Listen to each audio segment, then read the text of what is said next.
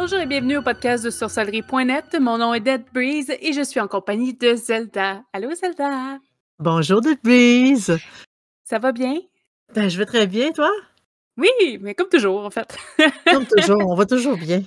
Euh, Aujourd'hui, on a un sujet qui est un peu une introduction. Donc, c'est vraiment une introduction au chakra. Est-ce que tu aurais la définition de chakra pour commencer?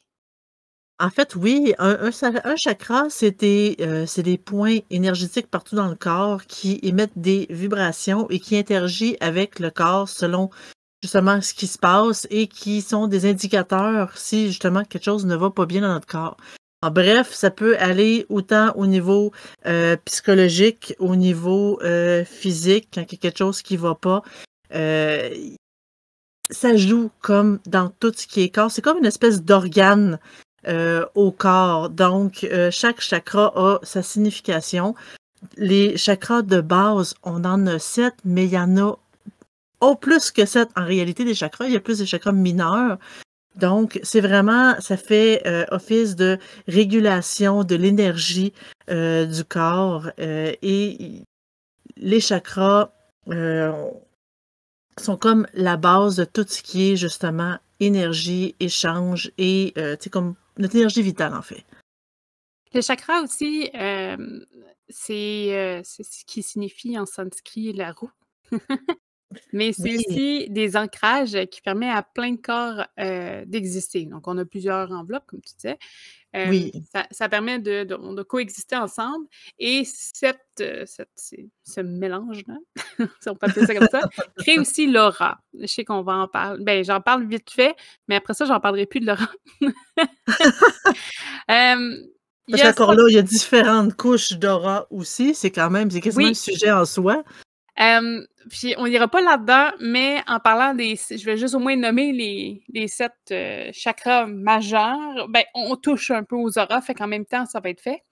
On a le chakra racine qui est aussi relié au corps physique. On a le chakra sacré qui est relié au corps éthérique. Le chakra solaire qui est au corps astral. Le chakra cœur qui est le corps mental. Le chakra gorge, qui est le corps causal, le chakra du troisième œil, qui est le corps bouddhique, et le chakra coronal, qui est le corps atomique. Donc, toutes ces petites particularités-là vont créer beaucoup, beaucoup d'éléments, dont l'aura. Mais c'est vraiment, je pense, la seule mention que je fais de l'aura dans le podcast. Toutefois, je pense que c'était quand même important là, de les nommer. Est-ce que tu voulais qu'on s'attarde en particulier sur un chakra ou on se garde ça pour une autre fois? On pourrait se garder ça pour une autre fois parce que les chakras, c'est quand même c'est un gros, gros, gros sujet. Et si on commence à s'attarder tu sais, précisément sur chacun des chakras, on On va va être en encore avoir. là On dans va être 3 encore là. semaines. Ouais, à peu près. Parce qu'il y a quand même beaucoup, beaucoup d'informations. Parce que, bon, justement, on associe ça avec l'aura, on l'associe avec tu sais, les problèmes de santé, les problèmes tu sais, comme psychologiques, et ci et ça. Et ça commence à être vraiment beaucoup, beaucoup, beaucoup d'informations. Mais Zelda, En à quoi Oui. qu'ils servent les chakras? En fait, les chakras, ils sont là justement pour réguler l'énergie entre les différentes parties du corps. Les chakras, ils sont là justement pour nous aider à faire fonctionner notre corps, à nous donner de l'énergie de ce qu'on a de besoin et justement essayer de tout interrelier, tout ce que tu sais, notre être vivant, en bref. Et aussitôt qu'il y a un chakra qui est bloqué, on le se ressent surtout par une perte d'énergie, par une espèce de lassitude, par des problèmes justement au niveau des certains organes, parce que les chakras sont associés aux organes, et aussi au niveau, c'est comme psychologique. Les chakras sont importants aussi, aussitôt qu'on tombe dans le domaine ésotérique, quand on veut faire de la manipulation d'énergie, c'est important qu'ils soient tous ouverts, tous tu sais, comme bien en santé, pour que le travail magique se fasse de façon impeccable. Oui, en effet, donc c'est important de savoir aussi à quoi qu'ils servent vos chakras parce que vous pouvez faire beaucoup de choses avec. Donc, un peu comme je vais résumer un peu ce que tu as dit. Je pense que moi, mes points étaient juste un petit peu plus détaillés. En fait, c'est Ben, vas-y. on apprend à centrer et à canaliser son énergie, là, bon, évidemment, avec des exercices, là, ça se fait pas du jour au lendemain. Non. Vous pouvez vous ouvrir, vous refermer et même balancer votre sexualité. Donc, des fois, ça vous ouvre des horizons à ce niveau-là aussi. Vous pouvez augmenter votre pouvoir personnel, que ce soit, quand on parle de pouvoir personnel, c'est pas nécessairement juste énergétique, c'est sur plein de niveaux. Donc, c'est des choses qui sont importantes. Ouvrir son cœur à l'amour et à la compassion. Et oui, ça vous aide un petit peu plus ouvert à tout ça. On parle aussi de développer son intuition. Donc, les chakras ou le travail avec les chakras vous permet de peut-être vous écouter un peu plus aussi et aller dans cette direction-là. Je sais que moi, c'est quelque chose qu'il faut que je travaille, fait que c'est peut-être quelque chose qui va m'intéresser à travailler un petit peu, à creuser un petit peu. Et être plus conscient de son environnement. Donc, en tant que tel, tous les 7 chakras là, vous permettent de balancer votre pensée, votre corps et votre esprit. Évidemment, les chakras sont souvent, tu l'as mentionné aussi, là, pour tout ce qui est les soins, dans Oui. plusieurs croyances et religions. Donc, on retrouve là, ce phénomène-là de chakras. Des fois, c'est juste pas nommé de la même façon non plus, pour justement là, faire des soins ou prédiguer des méthodes de soins. Est-ce que tu connaissais les mineurs? Je ne connais pas les mineurs. Je suis très curieuse de savoir si tu as quelques informations à ce sujet-là. En fait, je trouvais ça intéressant de le sortir. Normalement, c'est pas des choses sur lesquelles je m'attarde parce que on n'en entend jamais parler. Justement. Mais là, je me disais, c'était une introduction au chakra, pourquoi pas? Je pense que ça va être le meilleur moyen d'en parler parce que je ne crois pas qu'on en parlera plus tard, à pas tant moins qu'on ait vraiment une demande, là, mais euh, je sais que toi, tu travailles plus avec les énergies que moi, mais moi, je sais que c'est vraiment pas mon domaine. Donc, j'oserais peut-être pas me lancer là-dessus, mais il y a plein d'informations sur le web si jamais ça vous intéresse. Puis on pourrait là, vous trouver des informations ou du moins faire des demandes auprès des membres sur le site. En fait, il y a des chakras mineurs. Ils font mention de 21, mais il y en a un d'extra, donc je vais vous l'expliquer. Donc, c'est 21 points. C'est des mini chakras, mais qui vous permet, c'est comme des points pour vos fonctions fonctions vitales dans votre corps. Ça va toucher à des endroits particuliers. Donc, eux reçoivent et déchargent des énergies pour garder le corps en santé. Donc, c'est pas une question de mental ou de corps ou de l'aura, tout ça. C'est vraiment au niveau physique que ça vous aide là, pour votre santé. Donc, je vais y aller quand même assez rapidement, mais on en a un en dessous de chacun de vos pieds. Donc, vraiment, vraiment en dessous. Donc, il y en a un de chaque côté. Là. Il n'y en a pas un qui l'a sans l'autre. Un derrière chaque genou. Un pour chaque testicule ou ovaire, là, dépendamment de votre sexe. On en a 2 dans la rate. On en a un pour l'estomac, un pour le foie, un par paume de main, donc ça en fait 2.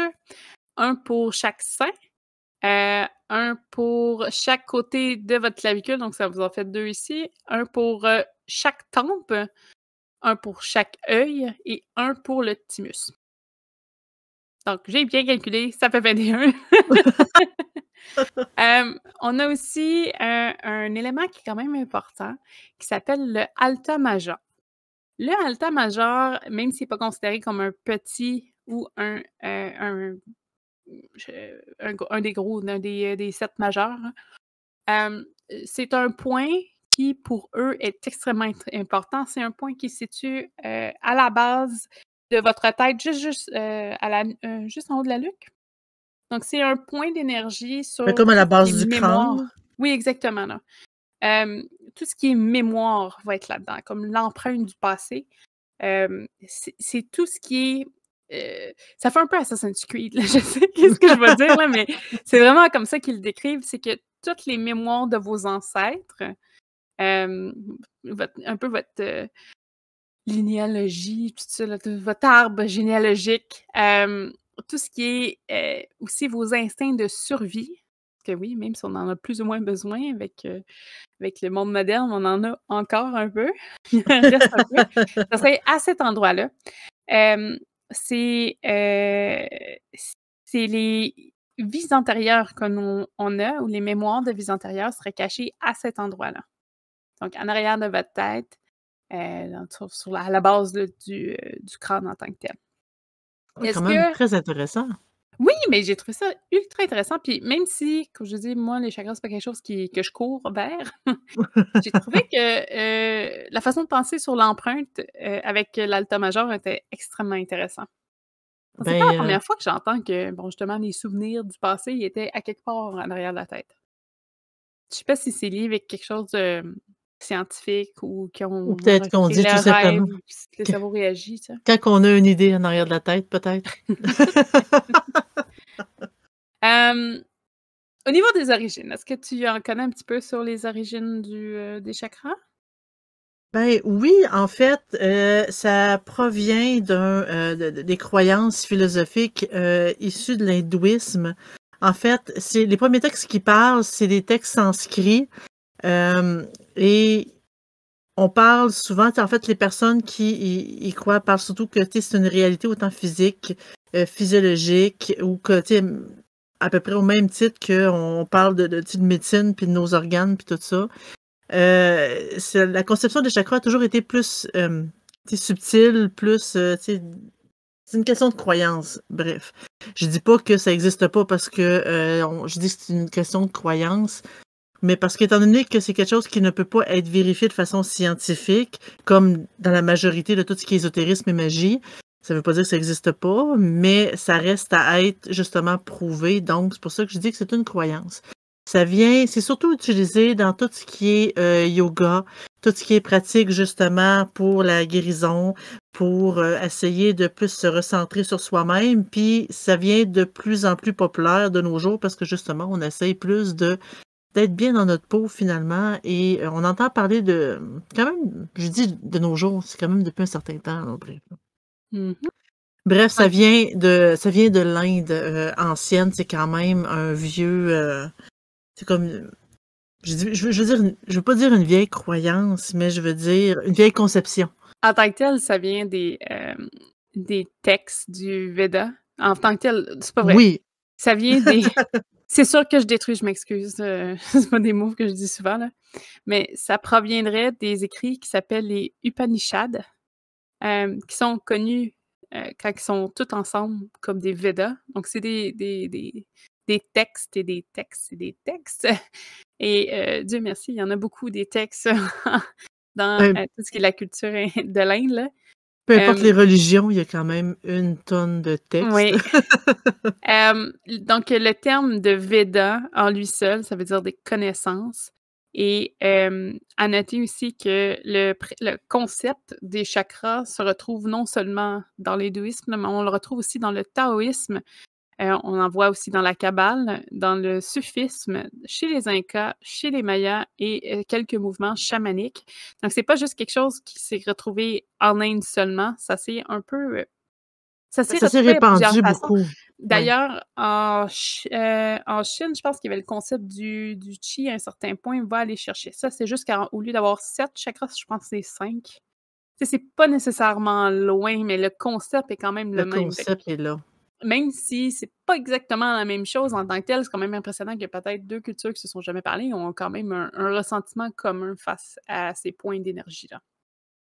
Mais on les ressent souvent parce que justement quand il y a, on a un problème de santé, on ressent qu'il y a quelque chose qui va pas à certains points. Quand on lit sur les chakras justement, puis on se dit: «Bon, mais regarde, tel chakra est lié par exemple à tout ce qui est bon, les organes de c'est comme les intestins et tout», puis on se dit: «Ah ben c'est drôle justement, quand on ressent un peu les énergies, on sent quand il y a un endroit dans notre corps qui est comme plus bloqué parce que quand on se pratique, ben, je veux dire, quand on commence à se familiariser avec tout ça, on peut le sentir quand un chakra est bloqué. Oui, exactement, puis, je pense que, là, je vais en parler un petit peu plus tard, là, mais, tout ce qui est aussi, chez dans en Inde, là, on parle aussi de l'Ayurveda, qui va aller chercher des trucs, sur vos éléments, sur comment, en tout cas, votre nourriture va faire une différence, puis ça touche aussi ça. Le principe qu'un chakra, par exemple, va avoir un peu plus de problèmes, je sais pas, de digestion, par exemple. Puis le fait que vous allez rebalancer ça avec des éléments, qui sont dans l'Ayurveda un peu plus poussé, va vous aider à soigner votre chakra, qui va soigner votre maladie. Parce que les chakras sont considérés comme vraiment des sources, ils pulsent l'énergie, la redistribuent et font en sorte que chacun de votre corps, toutes les parties de votre corps fonctionnent bien, dans le fond. Oui, ben, ça fait comme office de, tu sais, notre cœur, autant qu'il bat puis qu'il pulse le sang dans tout notre corps. Les chakras font à peu près la même chose, mais au niveau de l'énergie. Ils pulsent toute l'énergie partout dans notre corps. Il y a plusieurs états des chakras. Est-ce que tu avais quelque chose là-dessus? Non. Non? Donc, il y a plusieurs votre chakra peuvent, en tout cas, peuvent avoir plusieurs, fonctions. Ils peuvent soit être en mode actif, donc c'est la fonction idéale. Dans le fond, il redistribue, reçoit, autant les bonnes énergies entrantes que sortantes. Il y a un balancement, émotionnel, mental et spirituel. Vous pouvez tomber en mode sous-actif. J'ai traduit les termes, mais je pense que je suis pas mal dessus, là. Donc le mode sous-actif, c'est que le chakra a besoin d'une stimulation pour compenser un dysfonctionnement dans les sphères physiques ou énergétiques de l'individu. Donc comme il y a une lacune, vous êtes par exemple malade ou ça va pas niveau énergie, bon ben ce chakra-là va tomber en mode sous-actif, comme quoi que il est comme un peu en latence, mais il a besoin d'être travaillé pour qu'il puisse reprendre le dessus. On a le mode passif qui est en fait un chakra qui est en mode dormance. Il est un peu sous pilote automatique, comme on peut dire. C'est que les choses se balancent de façon harmonieuse. Il n'y a pas nécessairement besoin d'être travaillé. Il fonctionne. Mais il fonctionne en mode automatique. Donc, tout se fait très bien. Il n'y a pas de stress. Il bouge pas trop. Ou il bouge pas assez. Il est vraiment juste correct. Tu sais, des fois, quand les choses vont bien, il ne faut pas les toucher pour pas les briser, hein. C'est un peu le même principe avec le mode Ouais. passif, hein. Tout Comme va on dit bien. en anglais, if it works, don't fix it. Si ça marche, Exact, on y touche plus. et voilà. Il y a aussi le mode hyperactif, donc c'est quelque chose que celui-là, on entend peut-être un peu plus souvent. En fait, c'est que le chakra est surstimulé, parce que soit il essaie de compenser ou d'éliminer un balancement. Donc le chakra travaille très, très fort parce qu'il essaie d'aider partout. C'est ce qui peut causer là, des problèmes. Il peut s'agir autant d'un souci de votre enveloppe externe, donc de votre corps, que mental, puis par exemple un trauma précédent. En gros, un chakra peut devenir hyperactif sans nécessairement qu'il se soit passé un événement fixe dans la minute qui suit. Je donne un exemple, je vais inventer quelque chose, mais euh, tout d'un coup, mon chakra se met à travailler super, super fort parce que dans mon cheminement, j'ai un trauma du passé qui m'avait jamais vraiment affecté, mais là, qui commence à ressortir. Oui, il veut essayer de réparer cette chose-là. C'était en dormance depuis des années. Ça revient. Donc, des fois, un chakra va travailler sans que vous va devenir hyperactif. C'est pas nécessairement parce qu'il a été provoqué. C'est que lui, doucement, c'est un peu comme il essaie de réparer votre système, là. Donc, doucement, donc il essaie de faire les choix, mais comme je vous dis, ça peut être des blessures qui sont très, très lointaines, qui n'ont pas nécessairement reçu un choc pour redevenir actifs, mais qui, au fil du temps, doivent être traversées. Et le chakra finit par essayer de compenser une espèce de manque, donc il surproduit. Certains Exactement. organes fonctionnent aussi comme ça. Si vous avez la particularité de voir un peu plus les auras, de voir un peu tout ce qui est les illuminations autour des gens, moi, c'est pas mon cas, mais il y en a qui disent pouvoir faire ça. J'ai pris les descriptifs de quelques émotions, qui peuvent influencer vos auras et donc vos chakras. Donc, je vais vous nommer une émotion, le symptôme visuel et quel chakra est débalancé dans ce cas-ci. Donc, sur un coup de colère, il y a des possibilités que vous voyez des flashs rouges. C'est un problème ou un débalancement au niveau du plexus solaire. Si vous êtes sur la défensive, donc vous allez avoir une espèce d'impression ou une image comme des cordons ou une armure qu'il y a autour de la personne. Donc, dans ce cas-là, le débalancement se ferait au niveau du plexus solaire et du troisième œil. Si vous avez du ressentiment, donc on parle d'une vision colorée, nuageuse ou estompée, un peu comme, c'est ça, comme une peinture qui s'étale un petit peu. Donc, c'est le plexus solaire et le cœur. Vous allez remarquer d'ailleurs, le plexus solaire revient quasiment partout. C'est dès qu'il y a un peu de négatif, il sort quasiment automatiquement. Ouais. La tristesse, donc, c'est des nuages. Donc, un effet là, de foggy, là, de nuages. Donc, ça va être des chakras qui tournent autour de la tête et autour du cœur. Au niveau de la jalousie, donc vous allez voir des crochets d'énergie. C'est le chakra du cœur, du troisième œil et solaire. Et s'il y a de l'hystérie, là, on voit une fragmentation de la couleur. Donc, c'est à peu près tous les chakras qui vont être conservés au niveau de l'hystérie. C'est un débalancement un petit peu de tout. Ouais, c'est un petit peu majeur. Au niveau du rétablissement des chakras, comment réparer son chakra? Toi, est-ce que tu as quelque chose qui te vient en tête pour qu'est-ce qu'on ferait pour ça? Ben, en fait, la méditation, c'est quand même c'est le base, on devrait le pratiquer de façon régulière, mais c'est sûr qu'il y a des façons vraiment pour débloquer des chakras, pour les remettre, le remettre en rythme particulièrement. J'ai pas d'exercice vite comme ça, par contre. Tu sais, quand on pense à rebalancer des chakras, on peut penser à la méditation, Ben oui, ben je l'ai dit, la ça. relaxation. Oui, oui. Mais on peut aussi penser à la nourriture, comme j'ai mentionné un petit peu Oui. plus tôt. Ce que vous mangez fait une différence sur comment votre corps réagit. Il y a Euh, aussi la façon qu'on pense qui fait un gros effet sur la façon que notre corps réagit. Si on a toujours des pensées négatives, le corps va comme s'auto-débalancer lui-même aussi. Donc, on changer garde sa les pensées façon, ouais, positives. C'est ça. changer sa. Est-ce que ça rétablit? Ouais, peut-être. Ben, rétablir, Au moins l'améliorer. ça pourrait beaucoup l'améliorer parce que si on a tendance à penser toujours négatif, puis on avait déjà fait l'exercice, on avait déjà mentionné l'exercice de à tous les jours, on se regarde dans le miroir, on essaie de juste ou d'écrire quelque chose de positif. À la longue, on finit par c'est comme se mettre plus dans cet environnement-là et ça pourrait, mais c'est sûr que c'est à très, très long terme par contre. De la réflexologie, si vous voulez. Oui. Donc, des massages, hein, autant tout le corps que les pieds.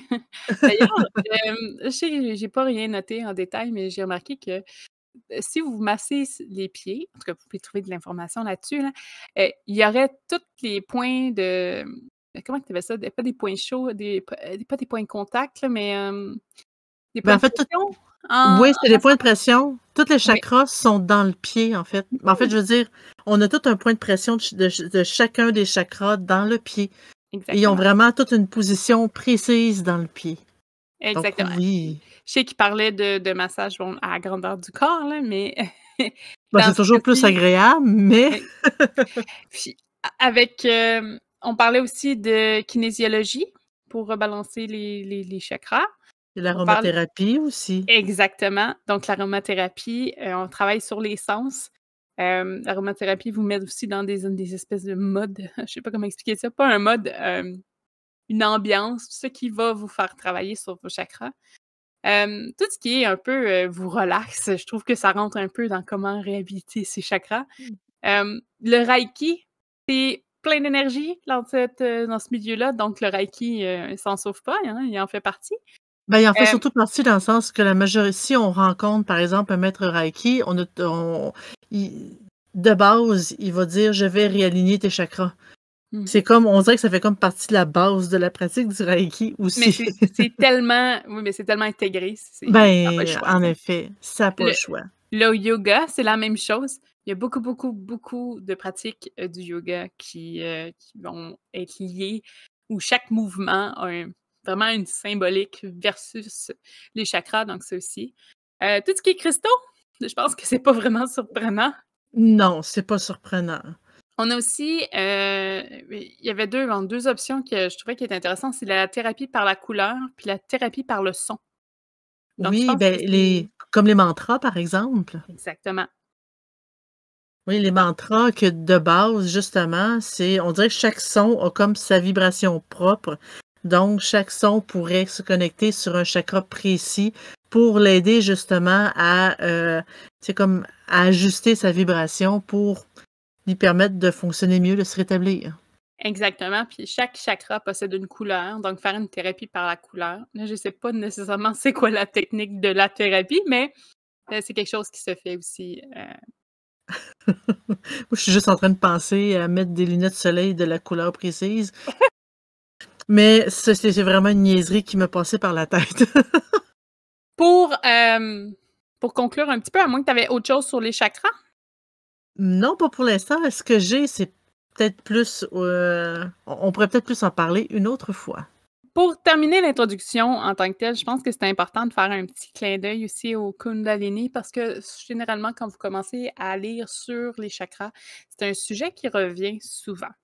Je vais pas m'attarder longtemps sur le sujet. Je vais juste vous expliquer vite fait ce que c'est. En fait, le Kundalini, ses premiers écrits, en tout cas sur ce sujet, datent de 3000 ans avant Jésus-Christ dans la culture indienne. Le terme signifie Little Coil One en anglais, qui veut dire le petit enroulé en français. C'est quand Euh, même bizarrement dit. Le petit enroulé, c'est quasiment une Ouais, ben, c'est insulte. la traduction, c'est parce que c'est à la base, c'est en sanskrit, Kundalini, mais OK. c'est ce que ça signifie en tant que tel. Après, qu'on connaît ce que ça représente, ça marche un peu. Donc, il faut un peu s'imaginer comme un petit serpent qui s'enroule au bas de votre colonne vertébrale. Hein, le petit enroulé, il prend tout son sens. Pour eux, le Kundalini, en fait, c'est une connexion avec la source sacrée et l'énergie divine de l'univers et de la création. Donc, cette énergie-là, elle possède un nom, ça s'appelle le prana ou le prana shakti. Chez, chez les humains, le prana shakti est la base de votre colonne, est à la base de votre colonne et euh, infuse le corps, son esprit et la pensée de toute vie et passion. Le kundalini, donc le petit serpent, c'est le véhicule qui propage le prana shakti dans tout votre corps. Si votre Kundalini est éveillé, parce qu'il n'est pas nécessairement éveillé, mais s'il est éveillé, ça devient un porteur d'énergie incroyable. Donc, c'est vraiment une énergie particulière divine et l'espèce de serpent qui peut s'éveiller et donc de grandir autour de votre colonne et donc se répandre. C'est un vecteur. On le compare à peu près au symbole de l'encre chez les Égyptiens et le chi en Chine. Donc, c'est aussi un terme, le Kundalini. C'est pas juste le serpent, dans le fond. C'est un terme pour désigner une pratique qui est sur l'élévation et l'évolution de son esprit vers la vérité. C'est la fameuse quête vers la vérité. Donc, c'est un ensemble de pratiques, donc de méditation, des exercices physiques, du yoga, de la musique, de l'art. Le pardon en fait partie. La conservation et tout ce qui est les gros éléments de votre vie ferait partie d'une pratique du Kundalini. C'est aussi un concept. Il y a plein de choses, je veux dire. Donc, c'est aussi un concept pour tout ce qui est soin qui peut être utilisé avec les chakras. Donc, ça serait pas très différent de l'entendre en tant que tel pour essayer de faire prodiguer des soins à quelqu'un. Des fois, c'est une façon un peu confondue dans les diverses cultures d'utiliser le mot, mais ça peut en faire partie. Je vous dirais la principale fonction ou l'image qu'on a, c'est vraiment le fameux serpent vecteur d'énergie. Mais je trouvais que c'était quand même assez intéressant de savoir parce que bon, ce serpent-là s'éveille et s'allume aussi, hein, façon de dire, hein, avec les chakras. Donc, c'est un gros travail d'énergie pour tout ça. En gros, c'était le Kundalini, mais aussi tous les chakras. Euh, Si jamais vous voulez nous encourager, vous pouvez toujours vous inscrire sur Patreon. On est aussi sur le site www.sorcellerie.net. Vous avez des questions et plein de monde vont pouvoir vous répondre. Vous pouvez venir nous discuter en direct sur le Discord. On est en live les samedis à 8h30 au Québec, 2h30 en Europe. Donc, vous pouvez nous voir et nous parler en même temps. qu'on En ouvre direct et nos posez toutes vos questions selon ce que vous avez envie. On est là en direct et on répond à toutes les questions qui sont sur le chat. On va vous souhaiter une excellente semaine et on se revoit la semaine prochaine. Bye! Bonne semaine!